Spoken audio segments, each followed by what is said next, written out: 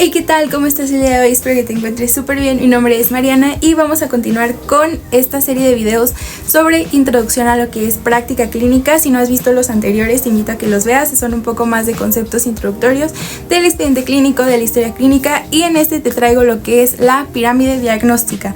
Esta vamos a ver que va a ser muy importante a la hora de utilizar el razonamiento clínico y nos va a ayudar a guiarnos un poco mejor a la hora de obtener la información, de hacer el interrogatorio, la exploración física, y nos va a ir guiando para ir de lo más general a lo más específico y tener así un orden y saber cómo hacia dónde encaminar el diagnóstico más que nada. Así que pues si te interesa, quédate y continuemos.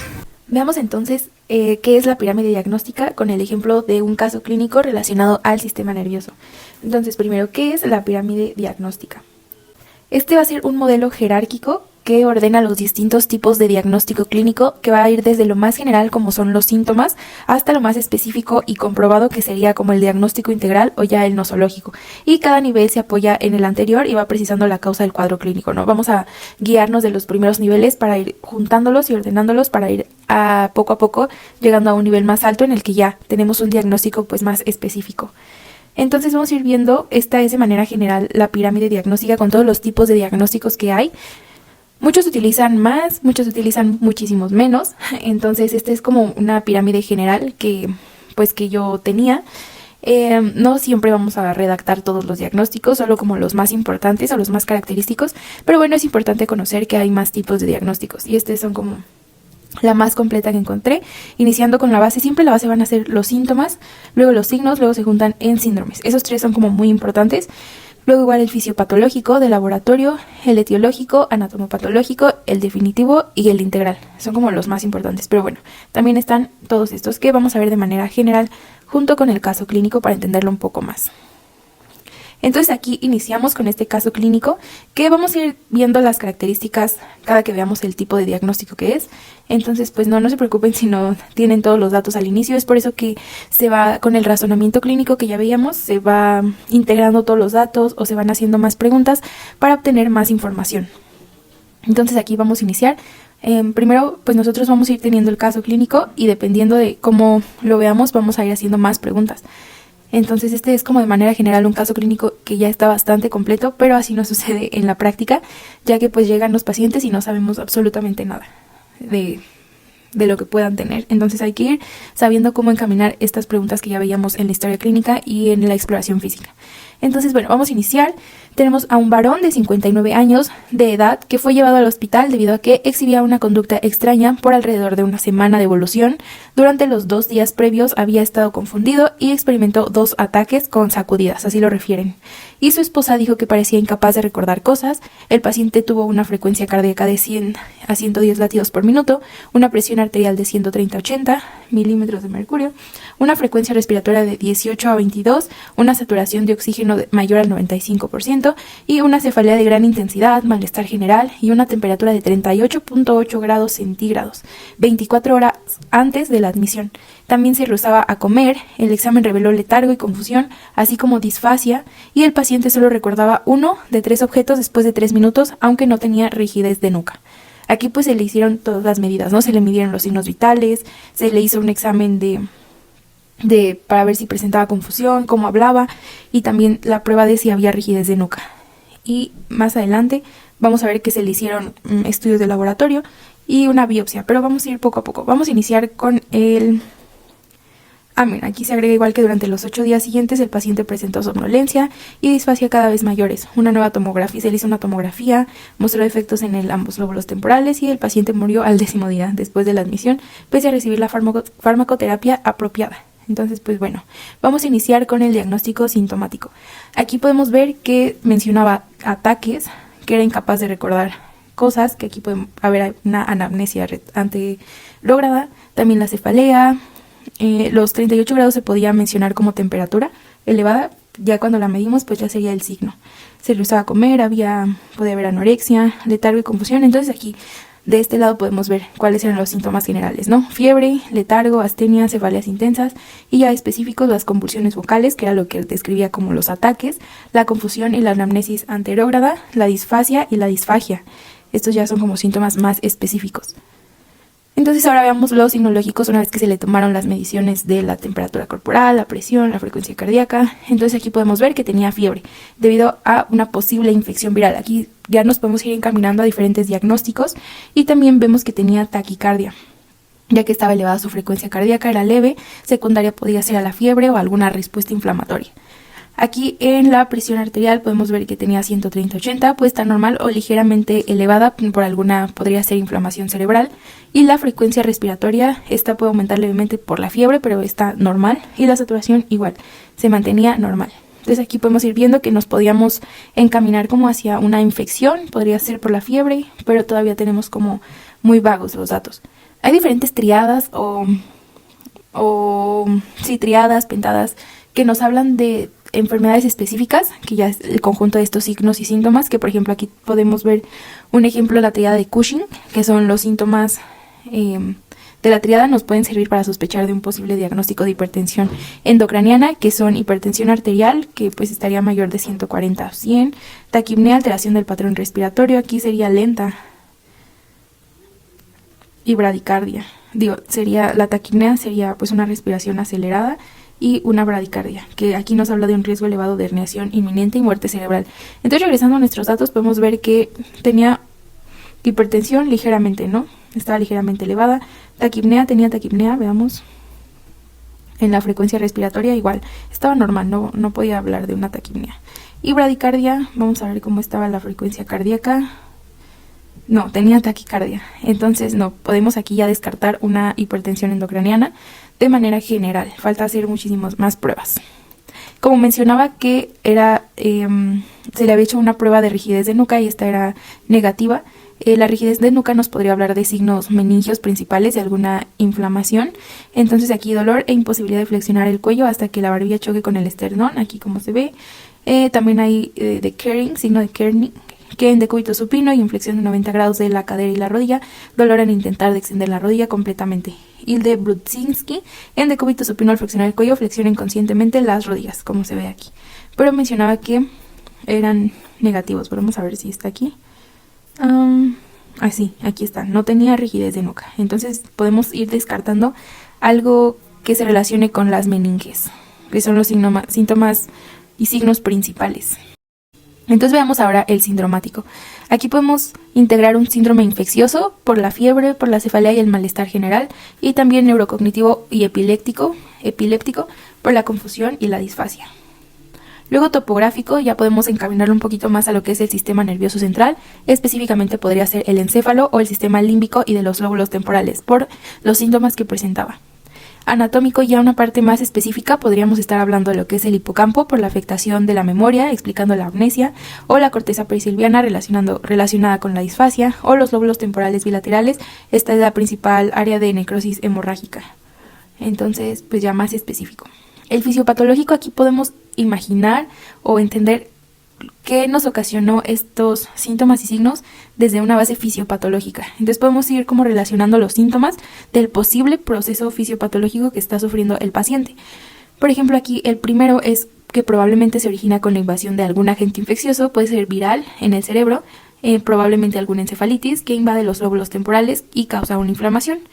Ante esto hubo una respuesta inmunitaria con una infiltración linfocitaria que intenta controlar el virus generando un granuloma, podría ser, no sé, o síntomas asociados con ya que los síntomas asociados con un granuloma en el cerebro son cefalea, confusión, convulsiones, letargo, déficit neurológicos, que podría hablar de lo que tiene nuestro paciente. Y luego pudo generarse una necrosis neuronal o un daño celular que va a afectar las funciones cognitivas y de la memoria.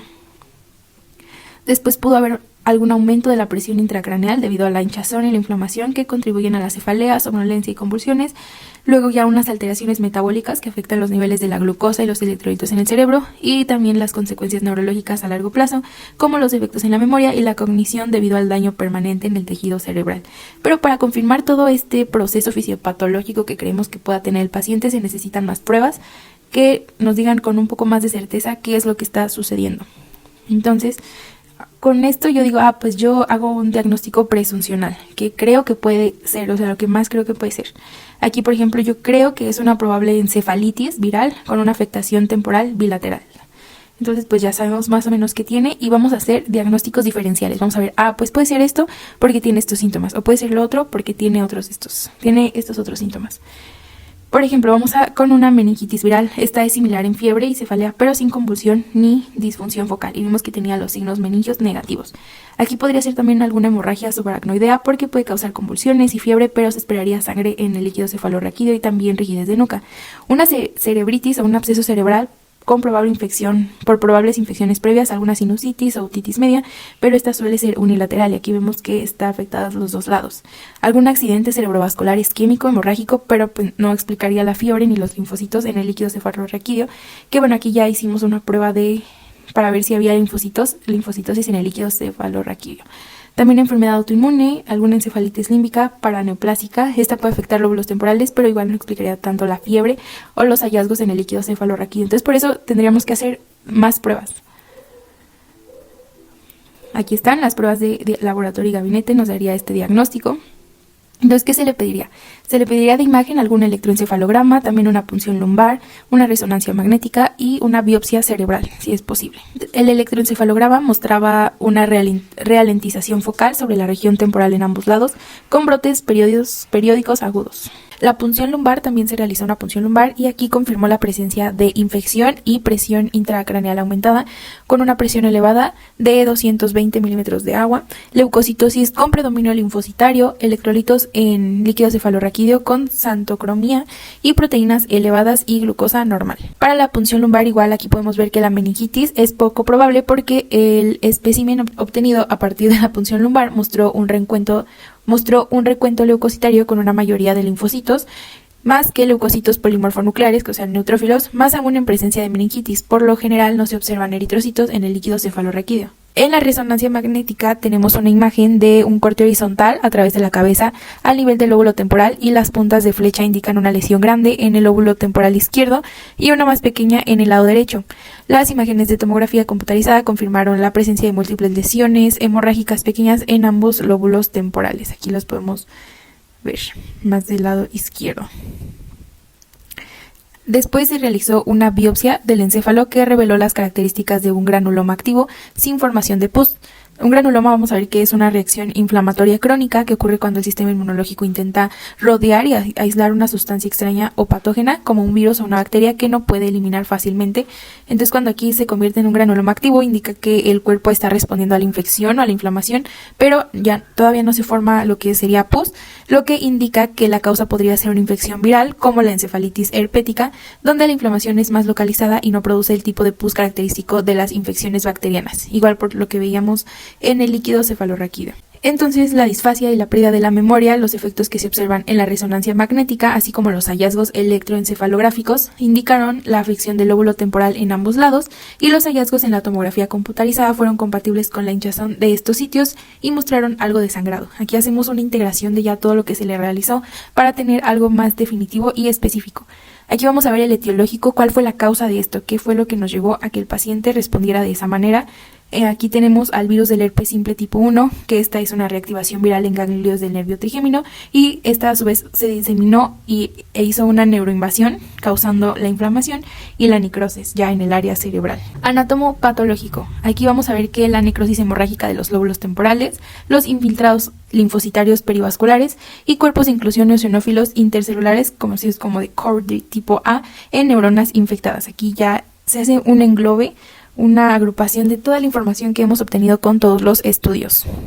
Y así tenemos un diagnóstico definitivo. Vamos a ver ahora entonces lo que sería el diagnóstico definitivo. Aquí lo podemos ya englobar, lo podemos relacionar con todos los síntomas, los signos y todo lo que nos ha dado todo el interrogatorio, la historia clínica, los estudios de laboratorio, de gabinete, de imagen, todo lo vamos a englobar como una encefalitis herpética por virus del herpes simple tipo 1 confirmada por la biopsia cerebral. Aquí en ausencia de tratamiento la tasa de mortalidad es del 70%, pudiendo reducirse hasta un 28% después del tratamiento. No obstante, la morbilidad sigue siendo elevada y con frecuencia los supervivientes presentan deficiencias neurológicas residuales tales como la corea o disquinesia o epilepsia. Un retraso de 48 horas o más en el inicio de la terapia con aciclovir se asocia a un mal pronóstico. Entonces, pues el paciente, por el tiempo que tardó en llegar ya a que le hagan un tratamiento, va a tener un mal pronóstico, por lo que, como vimos, ya había fallecido 2 días después de que se hizo la intervención. El nosológico, clasifica formalmente la enfermedad y va a permitir su registro dentro de los sistemas internacionales como la CIA-11, y en este caso el paciente presenta encefalitis herpética por virus del herpes simple tipo 1, que se clasifica como en la CIA-11 como 8A80.0, y está confirmada con estudios de laboratorio, de imagen y de biopsia cerebral. Ese sería el diagnóstico nosológico.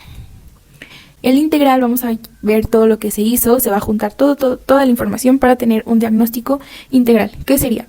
Paciente varón de 59 años con fiebre, cefalea intensa, disfasia, convulsiones y alteraciones de la memoria, que desarrolla un cuadro de encefalitis viral.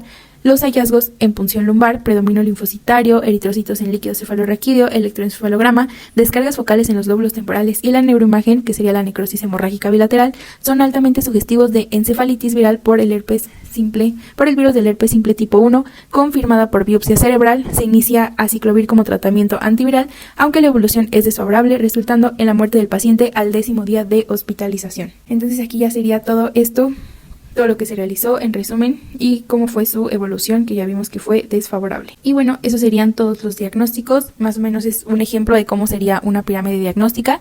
No siempre va a ser igual, cada paciente maneja una pirámide diagnóstica diferente, diferentes síntomas, diferentes signos, y no siempre los vamos a poder englobar en una sola enfermedad o en una sola patología. Entonces es importante ir generando aquí lo que ya se mencionaba, que es el razonamiento clínico, para hacer esto de una mejor manera y así poco a poco tener un mejor diagnóstico, más rápido y más certero.